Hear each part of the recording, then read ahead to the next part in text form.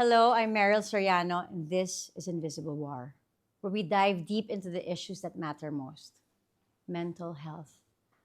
We live in a world that is constantly changing, moving, and challenging, setting up the battlefield everyone faces in this invisible war that no one sees, hears, or touches. Invisible War invites people who share their stories that shed light on the importance of mental health, and most importantly, to encourage open and honest conversations about the stigma, misunderstanding, and silence. Stigma feeds on misunderstanding and silence, and this makes us feel isolated, ashamed, or even afraid to seek help. By breaking the silence, sharing our stories, we aspire to foster a culture of care, openness, and acceptance, and empower people to reach out and get the help they deserve. Mental illness is not a sign of weakness, and asking for help is a sign of strength because it takes courage in confronting our own vulnerabilities. Thank you so much to Sunny16 Studios for being my partner on this very special project. Be sure to become a member on my YouTube channel to watch full episodes of Invisible War. Just hit the join button beside the subscribe button. Thank you for all your love and support. Take care of yourself and be kind to your mind. It is hard to talk about mental health. But it is harder not to. We do not have to suffer in silence.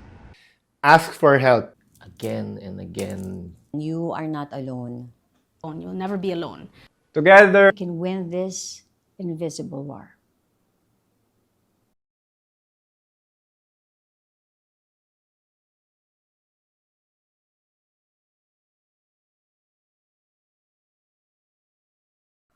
Hi, I'm Meryl Soriano, and I am the executive producer and host of Invisible War.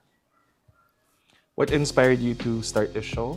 I've been looking for a platform where, there's a space for conversation on mental health. This idea came and I messaged a couple of people and they were all game for the interview. Yun na, dire-diretso na.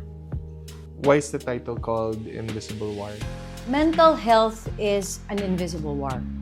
I've experienced it for a very long time and still experiencing it. So I wanted people to realize itong war na hindi mo nahahawakan, hindi mo nakikita. Andun ka lang sa utak mo. You have battles na nilalabanan mo. And I realized that this is an invisible war. That's why I thought of the title. Can you describe your own invisible war? I've been diagnosed with bipolar disorder for 18 years. Bipolar disorder is mainly, extreme mood swings. I have my mania and I have my depression. Those two together are very difficult to handle. So they are daily struggles, and it's difficult to understand, and it's difficult to share, and it's difficult to ask for help. That's why I wanted to do this show, to empower people, to encourage people, to speak out kahit sa kaibigan para malaman mo lang na merong help because it's just there. And also that you really are not alone kasi lahat tayo may pinagdadaanan. What unique perspective do you feel this show will bring to the audience?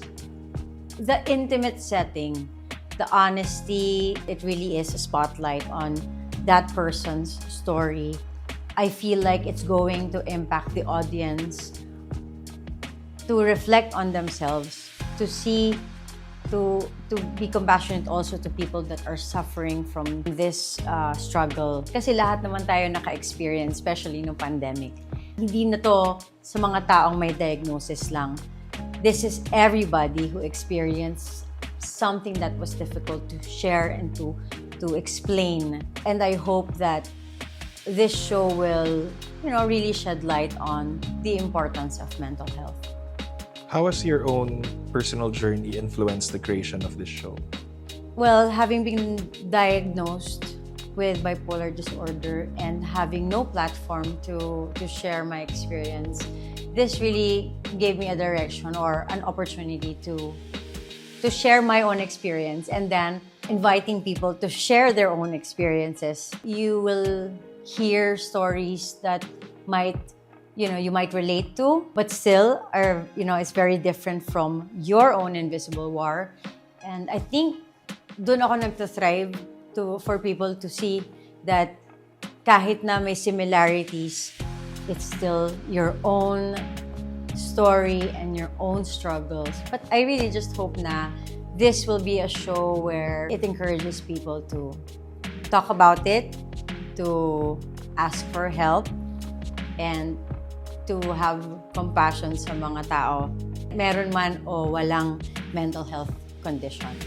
How did your partnership with Sunny16 Studios come to be? I've been friends with the Sunny16 Lab for a long time. Si Francis offered me, like if I want to do something creative with anything. Kaya nung sinabi niya sa akin na you can use the studio, we'll have cameras, whatever you want to do, we'll help you out. But what's important is the same vision and the same voice that we believe in. And I'm so happy and thankful that this is a place na mag-foster nung ganitong klaseng idea. Who do you hope will tune into your show, and what do you want them to take away from it? The dream is for everybody to watch it. But right now, I think there are some ready and then where they are not ready. Na close-minded pa din. So this is a show na really a safe space for those people who are sharing their stories. And then for people to really listen these stories na mag-i-impact sa buhay nila, sa thinking nila, sa society, sa anything. I'm hoping na yung audience will have more respect sa mental health in general. That's why it's for members only. And as much as yung tingin ko sana, it's for everybody so that people will be educated. I also really want to protect the people na mag-share ng experiences nila because it's a difficult thing to talk about. But I hope this show will create that.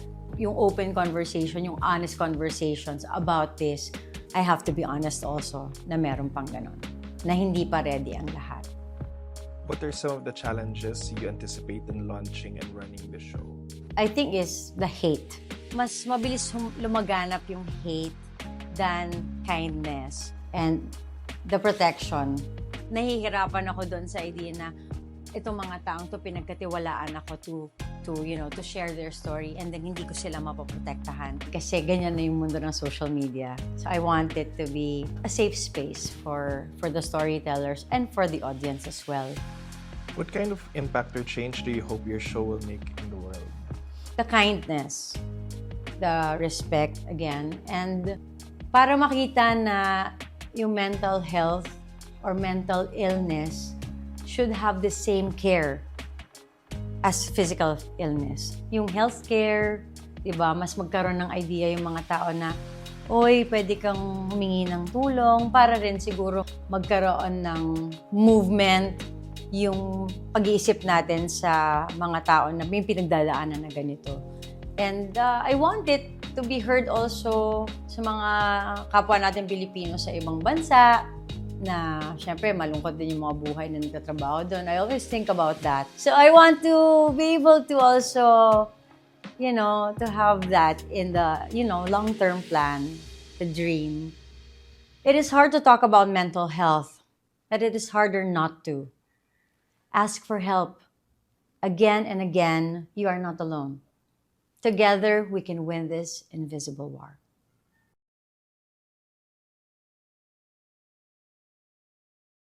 Please support the invisible war by subscribing and joining my YouTube channel.